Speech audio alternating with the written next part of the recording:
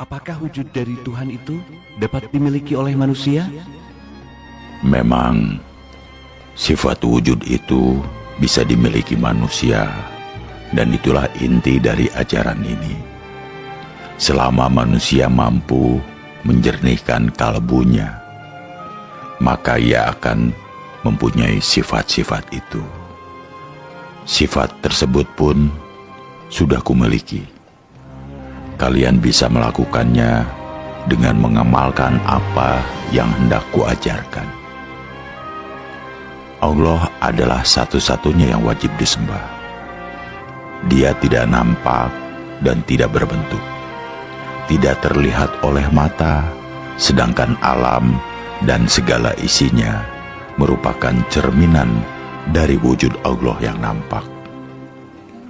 Seseorang bisa meyakini adanya Allah karena ia melihat pancaran wujudnya melalui jagat raya ini. Allah tidak berawal dan tidak berakhir, memiliki sifat langgeng, tidak mengalami perubahan sedikit pun. Allah berada di mana-mana, bukan ini dan bukan itu. Dia berbeda dengan segala wujud barang baru yang ada di dunia ini. Wahai Kanjeng Syekh, jelaskan kepada kami tentang hakikat kodrat. Kodrat adalah kekuasaan pribadi Tuhan. Tidak ada yang menyamainya. Kekuatannya tanpa sarana. Kehadirannya berasal dari ketiadaan, luar dan dalam, tiada berbeda. Tidak dapat ditafsirkan. Jika engkau menghendaki sesuatu, maka pasti kalian rencanakan matang-matang dan pasti pikirkan berulang-ulang. Itu pun masih sering meleset. Namun Allah tidak demikian. Bila menghendaki sesuatu, tidak perlu dipersoalkan terlebih dahulu. Kalau begitu, Allah tidak memerlukan sesuatu. Benar, Allah tidak memerlukan sesuatu. Karena itu, jika kalian hidup tanpa memerlukan sesuatu, tanpa butuh harta benda, tanpa butuh jabatan, tanpa butuh pujian, maka kalian akan merasakan hidup yang sesungguhnya. Kalian akan memiliki sifat Allah tersebut. Kalau manusia menghindari sesuatu dan merasa tidak memerlukan apapun, apakah akhirnya dapat disamakan dengan Allah? Tidak. Walaupun manusia hidup tanpa bergantung sama sekali kepada duniawi, namun ia tetap berbeda dengan Allah. Tidak bisa disamakan dengan Tuhan. Allah adalah pencipta dan kalian adalah yang diciptakan. Allah berdiri sendiri, tanpa memerlukan bantuan. Hidupnya tanpa ruh, tidak merasa sakit dan kesedihan. Allah muncul sekehendaknya. Jika Allah berkehendak, maka apakah kehendak seseorang itu karena kemauan Allah? Untuk sampai pada jawaban itu, harus membedakan seseorang. Manusia itu dibedakan menjadi beberapa tingkatan. Ada yang awam, ada yang qawas. Orang awam hanya beribadah secara syariat, tanpa dapat memelihara kolbu. Maka ia masih jauh bisa berhubungan dengan Allah. Sedangkan orang-orang qawas, termasuk para nabi, rasul, dan wali Allah, mereka beribadah secara utuh. Bahkan sampai pula pada tingkatan hakikat. Kalau kalbunya sudah bersih dari duniawi dan menyatu dengan cahaya ilahi, maka kehendak kemauannya itu berasal dari Allah. Perbuatannya adalah perbuatan Allah. Maka jangan heran jika ada orang yang diberi karomah sehingga segala ucapannya menjadi bertuah. Kalau begitu, ibadahnya orang yang sudah qawas itu merupakan kehendak Allah? Benar, mereka mempunyai kejernihan akal budi, memiliki kebersihan jiwa dan ilmu. Sholat 5 waktu dan berzikir merupakan kehendak yang sangat dalam, bukan kehendak nafsunya, namun kehendak Allah Semangatnya sedemikian besar. Mereka sholat tidak mengharapkan pahala, tetapi merupakan suatu kewajiban diri dan pengabdian. Badan haluslah yang mendorong untuk menjalankan. Banyak orang melakukan sholat, tetapi tidak menyentuh kepada yang disembah. Ini bagaimana? Memang, banyak orang yang secara lahiriah nampak khusyuk sholatnya, bibirnya sibuk mengucapkan zikir dan doa-doa, namun hatinya ramai oleh urusan duniawi mereka. Islam yang demikian ini ibarat kelapa. Mereka hanya makan serabutnya saja. Mereka hanya makan serabutnya. Padahal yang paling nikmat adalah buah atau daging kelapa dan air kelapanya. Mereka sholat 5 waktu sebatas lahiriah saja, tidak berpengaruh sama sekali kepada akal budinya. Padahal sholat itu diharapkan dapat mencegah keji dan munkar, namun mereka tidak mampu melakukannya dalam kehidupan sehari-hari. Kalaupun hakikat sholatnya itu membekas pada budinya, itu pun hanya sedikit. Buat apa sholat 5 waktu jika perangainya buruk? Masih suka mencuri dan berbohong? Untuk apa bibir lelah berzikir menyebut asma Allah? Jika masih berwatak suka mengingkari asma, kadang-kadang pula mereka berharap pahala. Sholatnya saja belum tentu dihargai oleh Allah, tetapi buru-buru meminta balasan. Aneh. Wahai Syekh, ada hadis Rasulullah yang menyebutkan bahwa amal hamba yang pertama kali diperhitungkan adalah sembahyang. Jika sembahyangnya baik, maka semua dianggap baik. Ini bagaimana? Itu perlu ditafsirkan. Tidak boleh dipahami secara dangkal makna dari hadis tersebut. Hadis itu mengandung logika sebagai berikut. Orang yang tekun mengerjakan sholat dengan sempurna, maka perilaku, budi pekerti, dan kalbunya juga harus terpengaruh menjadi baik. Karena sholat yang dilakukan dengan jiwa yang bersih akan berpengaruh pula bagi cabang kehidupan lainnya. Dan sebaliknya, hadis itu tidak berlaku bagi orang yang tekun mengerjakan sholat, tetapi hatinya masih kotor. Tersimpan keinginan-keinginan nafsu, misalnya ingin dipuji orang lain, terdapat ujub dan sombong, serta budinya menyimpang dan menabrak tatanan yang dilarang. Apakah ada tuntunan mengenai pakaian seseorang yang sedang melakukan sembahyang? Sesungguhnya, aku, Syekh Siti Jenar, tidak sependapat jika ada orang yang mengenakan pakaian gamis dan meniru-niru pakaian orang Arab dalam melakukan sholat. Jika selesai sholat, jubah atau gamis itu dilepaskan. Sedangkan sholat orang tersebut tidaklah menyentuh hatinya. Meskipun berlama-lama merunduk di masjid, namun masih mencintai duniawi. Sholat yang pakaiannya kedombrangan, merunduk di masjid berlama-lama, sampai lupa anak istri, sedangkan dia masih mencintai duniawi dan mengumbar nafsu manusiawinya. Bahkan dalam kehidupan sehari-hari, ia seringkali menyusahkan orang lain. Maka orang yang demikian itu tidak terpengaruh oleh sholat yang dilakukan. Biasanya tipe orang seperti itu sibuk menghitung pahala. Dia sangat keliru dan bodoh. Pahala yang masih jauh tetapi diperhitungkan. Sungguh, sedikit pun tidak akan dapat dicapainya. Zat yang luhur dan sejati itu sesungguhnya siapa, wahai Syekh?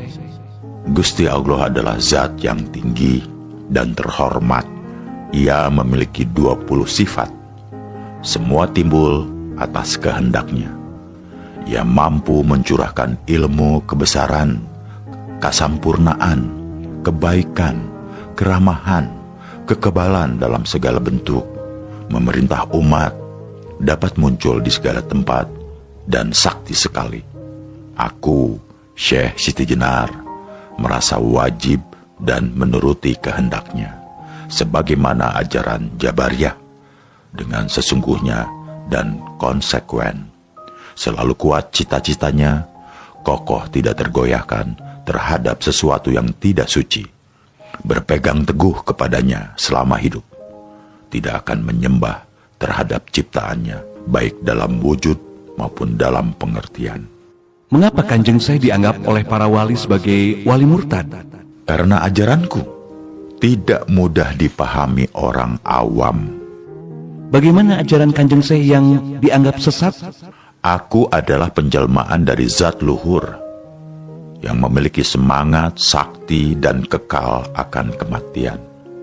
Dengan hilangnya dunia, Gusti Allah telah memberi kekuasaan kepadaku, dapat manunggal dengannya, dapat langgeng, mengembara melebihi kecepatan peluru.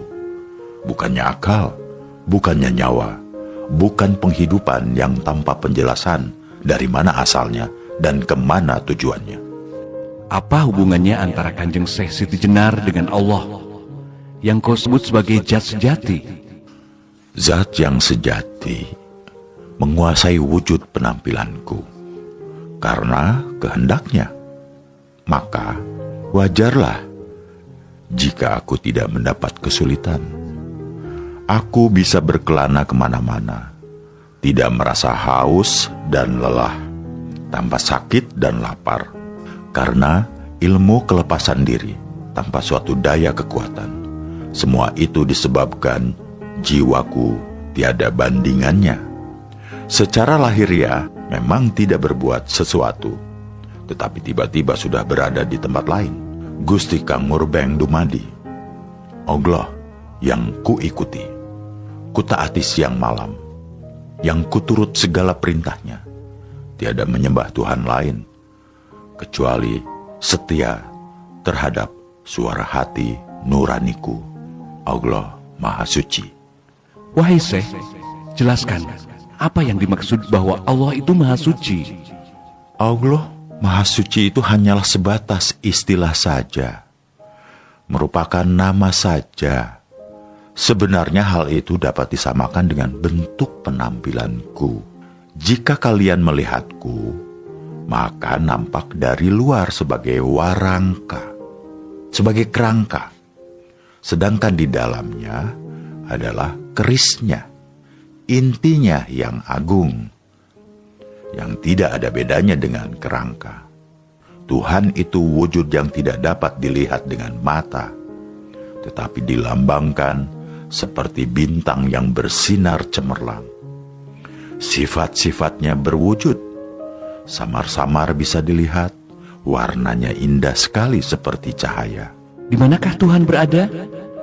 Kami membayangkan Dia ada di langit ketujuh dan bersemayam di atas singgasana layaknya raja. Itu salah besar, itu kebodohan.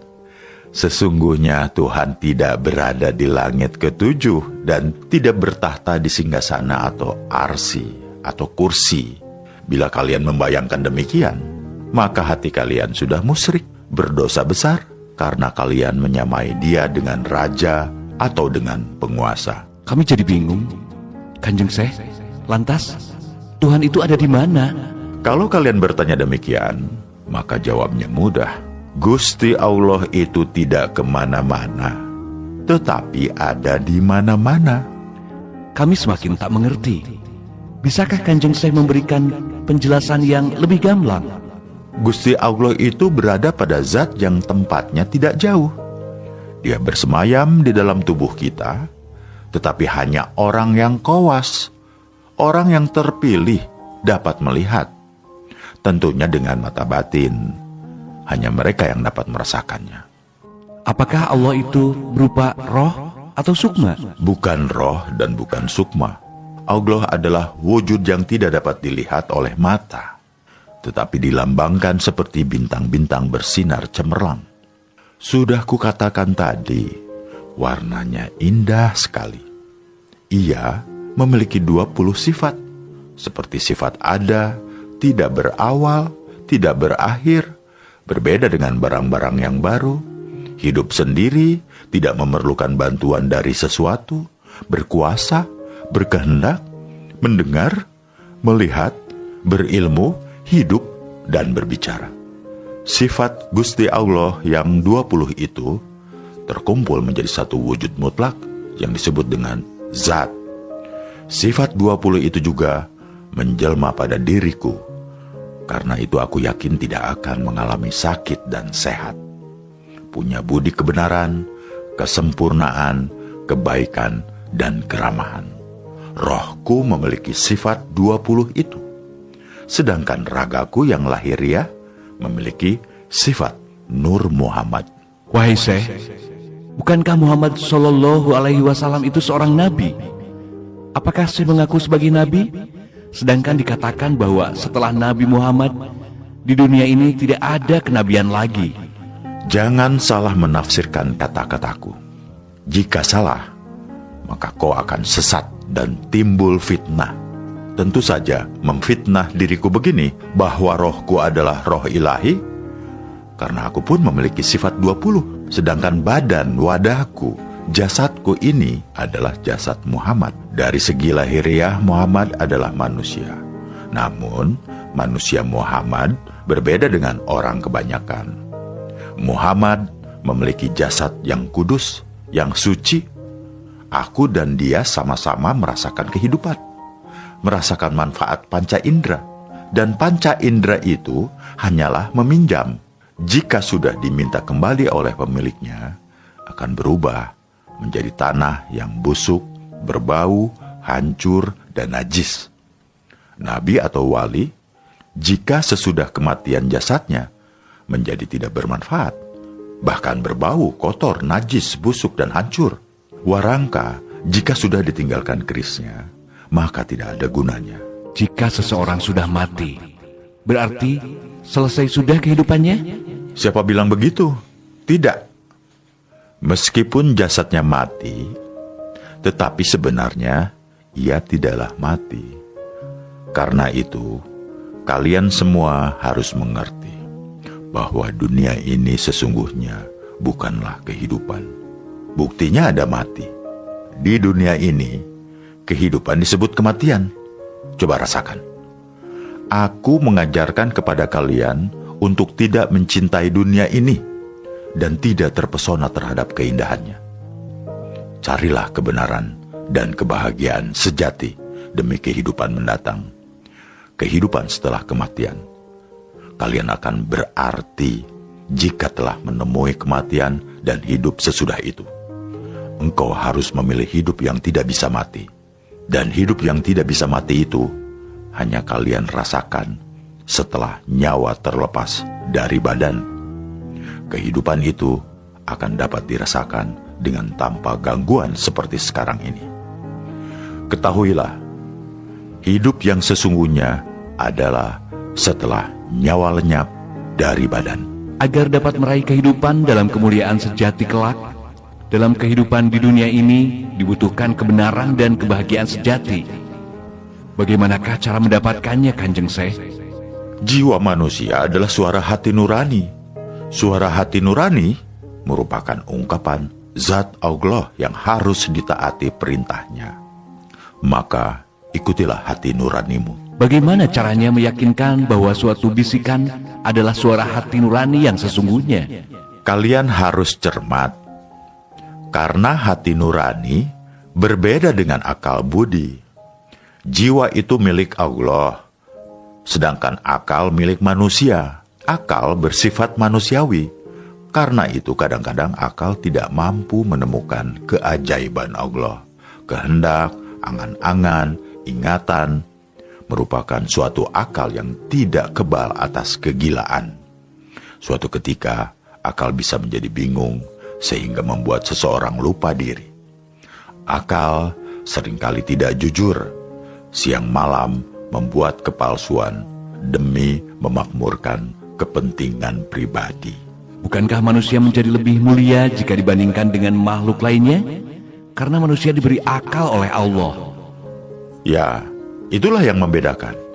Tapi jangan lupa bahwa akal seringkali tidak jujur, sering bersifat dengki, suka memaksa, melanggar aturan, jahat, suka disanjung-sanjung, sombong, yang akhirnya membuat manusia justru tidak berharga sama sekali, lebih hina dari makhluk lainnya. Jadi, kita harus menggunakan akal sesuai dengan jiwa atau kehendak Allah. Ya, benar.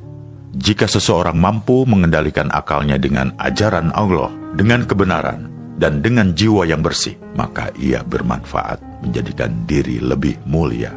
Apa yang menghalangi seseorang sehingga gagal dalam menempuh manunggaling Kawula Gusti? Jangan mementingkan kehidupan duniawi, karena kehidupan duniawi yang kalian jalani penuh kotoran. Akal kalian mudah tercemar dengan kotoran sifat dan mudah dikuasai oleh nafsu, sehingga menghalangi kalian untuk bisa menuju pada tahap manunggaling Kawula Gusti. Di dunia ini ada yang cantik, tampan, dan gagah. Bagaimana kedudukan orang-orang tersebut jika kelak telah terlepas rohnya? Kalian jangan mencintai dan mengagumi bentuk yang cantik, tampan, atau gagah. Karena sebenarnya badan, wadah, atau jasad laksana sangkar yang mengurung jiwa. Badan wadah merupakan beban yang memberatkan dan menyakitkan roh kalian. Wahai Syekh, benarkah sesudah kematian ada surga dan neraka? Para wali memang mengajarkan demikian. Inilah ajaran yang justru menurutku menyesatkan karena terlalu dangkal. Para wali hanya mengajarkan serabut atau kulitnya, tidak sampai pada isinya, tidak sampai pada hakikat yang sebenarnya. Para wali mengajarkan bahwa surga dan neraka hanya dijumpai kelak setelah kiamat, adanya di akhirat, dan orang-orang awam menelan mentah-mentah keterangan itu. Siksa kubur hanya dijumpai dan dirasakan badan wadah ketika ditanam di kuburan. Para wali memang bertujuan baik, tetapi diputus sampai di situ. Mereka enggan menjelaskan lebih dalam dan lebih sampai pada makna yang hakiki. Kalau menurut saya bagaimana nih? Begini, untuk menemui dan merasakan surga dan neraka, maka seseorang tidak harus menunggu sampai mati atau sampai datangnya kiamat. Di dunia ini saja kita sudah dapat merasakan surga dan siksa neraka. Karena sesungguhnya surga dan neraka itu berada di dalam jiwa kalian, berada di dalam jiwa setiap manusia yang bernafas. Jika jiwa manusia telah bersih dari gangguan hawa nafsu dan dapat menyatu dengan Gusti Allah, maka di dunia ini ia akan merasakan suatu kenikmatan surga. Jika budi kalian misalnya menolong orang lemah, lalu hati menjadi ikhlas dan puas, maka itulah yang disebut surga. Sedangkan neraka, perwujudannya adalah jika hawa nafsu telah menguasai diri seseorang, kemudian jiwanya meronta dan merasa bersalah, maka dia tentu tersiksa. Ia tidak bisa tidur, gelisah pikirannya, sedih, dan bermacam-macam rasa tidak enak.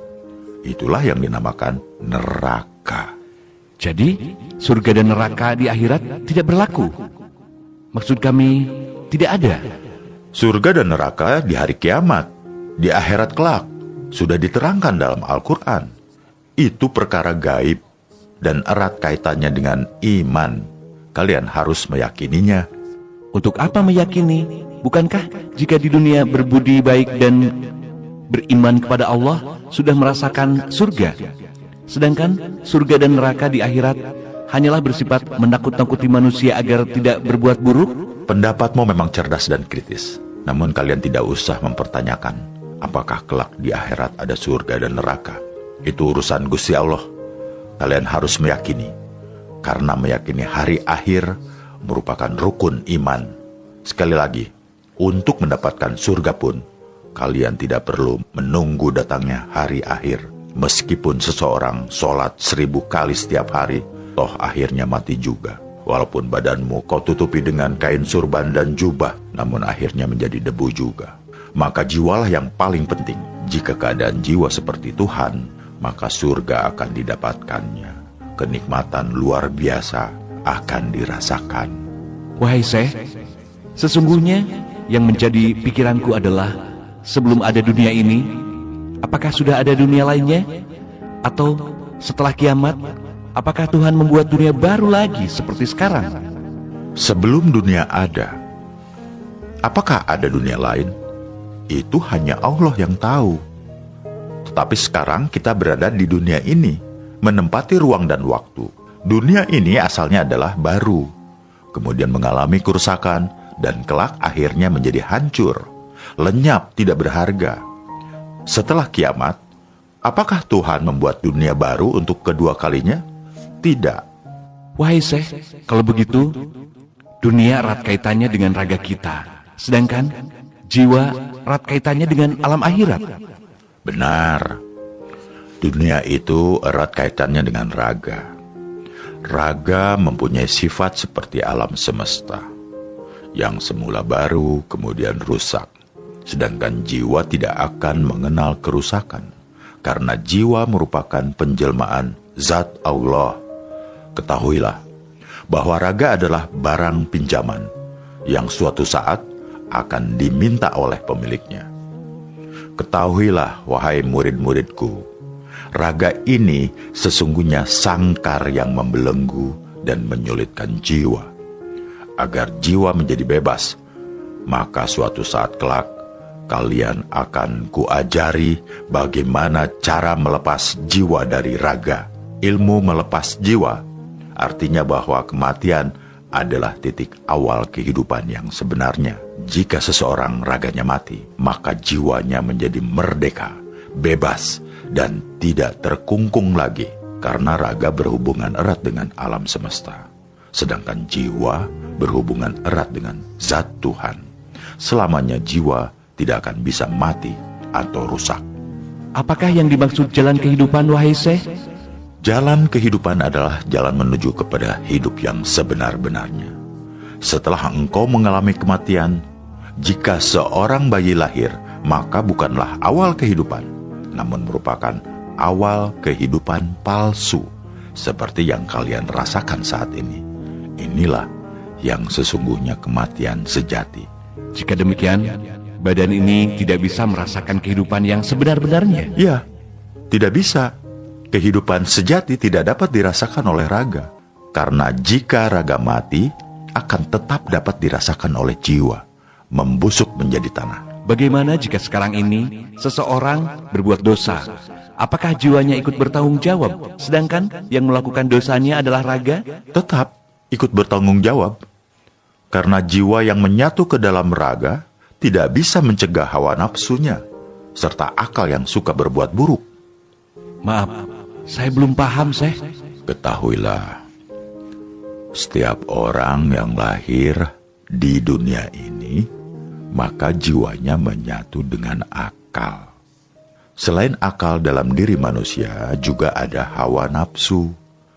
Ketika seseorang berbuat buruk, berarti raganya didorong dan dipengaruhi oleh hawa nafsu dan akalnya. Akal dan nafsu memang suka berbuat buruk apabila jiwa mencegah melalui hati nurani, maka raga tidak akan berbuat buruk. Akan tetapi, jika jiwa membiarkannya, maka raga tetap melakukannya. Karena itu, bagaimanapun juga, jiwalah yang akan mempertanggungjawabkan perbuatan baik dan buruk raganya. Tadi Syekh mengatakan jiwa adalah penjelmaan zat Tuhan. Mengapa kadang-kadang jiwa mau mencegah dan kadang membiarkannya? Perlu kalian ingat bahwa di dalam raga ini terdapat nafsu-nafsu. Jika nafsu kuat menguasai, maka jiwa menjadi terbelenggu. Karena itulah mengapa aku katakan bahwa kehidupan sekarang ini adalah kematian, sedangkan setelah ajal merupakan awal kehidupan. Sesudah kematian, maka seseorang akan mencapai kebebasan jiwanya. Ajaran Syekh Siti Jenar memang agak beda dengan ajaran para wali songo. Siti Jenar mengajarkan bahwa Tuhan adalah zat yang mendasari adanya manusia, hewan, tumbuhan, dan segala yang ada. Keberadaan segala di dunia ini tergantung pada adanya zat. Tanpa ada zat yang maha kuasa, maka mustahil sesuatu yang wujud itu ada.